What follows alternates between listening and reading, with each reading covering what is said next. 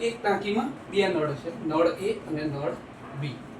હવે નળ એ છે આ ટાંકીને 20 મિનિટમાં ભરે, જ્યારે નળ બી 25 મિનિટનો સમય લે.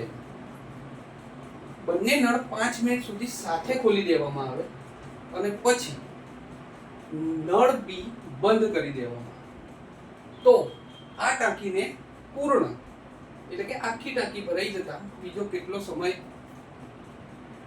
લાગશે? બરાબર. તો હવે સૌથી પહેલા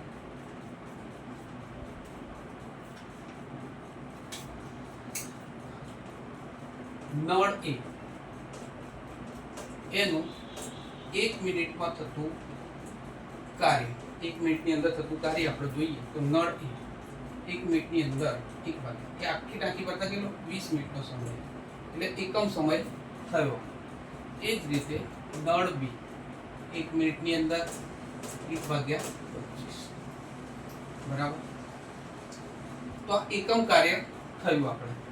હવે બંને નળ સાથે ખોલી દેવાના, એ પ્લસ બી બંને નળ સાથે ખોલી દેવામાં આવે તો 1 મિનિટની અંદર થતું કામ કઈ રીતે? તો બંને નળ સાથે ખોલીશું તો બંનેનો ફોર્સ વધી જશે, ફોર્સ વધી જશે એટલે ફોર્સ ઉમેરાશે, બંનેનો ફોર્સ ઉમેરાશે એટલે કે એકમ સમયમાં થતા કાર્ય પણ શું થઈ જશે? બંને ઉમેરાઈ જશે. તો 1/20 છેદમાં 1/25. હવે 20 અને 25 અલગ અલગ છેદ છે.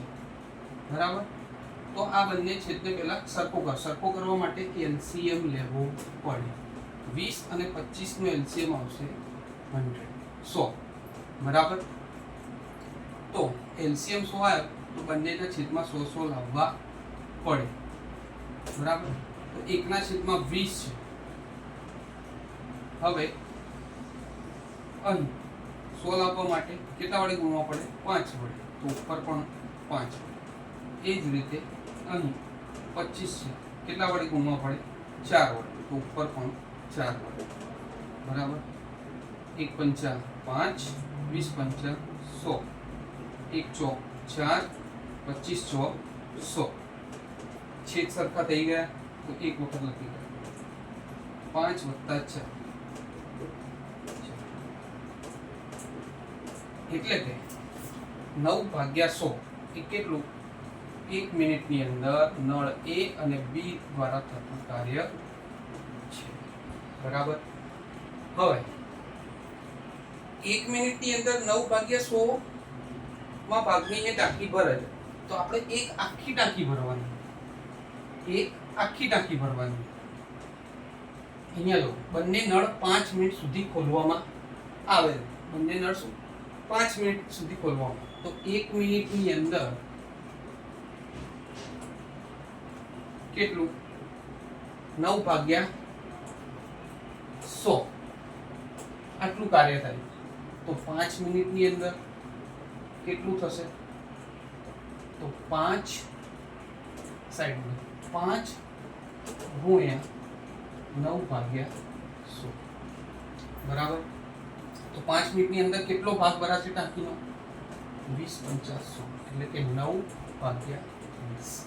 હવે ટાંકી 1 છે એટલે આપણું કાર્ય 1 છે. 5 મિનિટની અંદર આટલું કાર્ય પૂરું થઈ જાય તો કેટલું કાર્ય બાકી રહેશે? તો એક કાર્ય છે એમાંથી આટલું કાર્ય 5 મિનિટની અંદર થઈ જાય તો બાકી કેટલું રહેશે? 1 મિનિટની અંદર એક કાર્ય છે એમાંથી આટલા ભાગનું કાર્ય થઈ જાય તો બાકી કેટલું રહેશે? 20 - 9/20 એટલે કે 11/20. આટલું કાર્ય બાકી રહેશે. હવે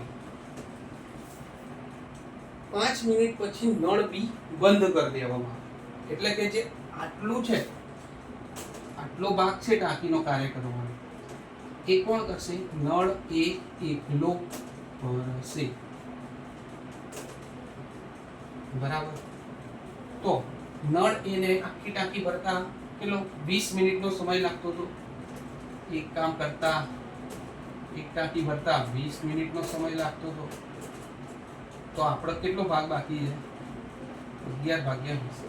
એમાં કેટલો? તો 11/20 ગુણ્યા 20 બરાબર.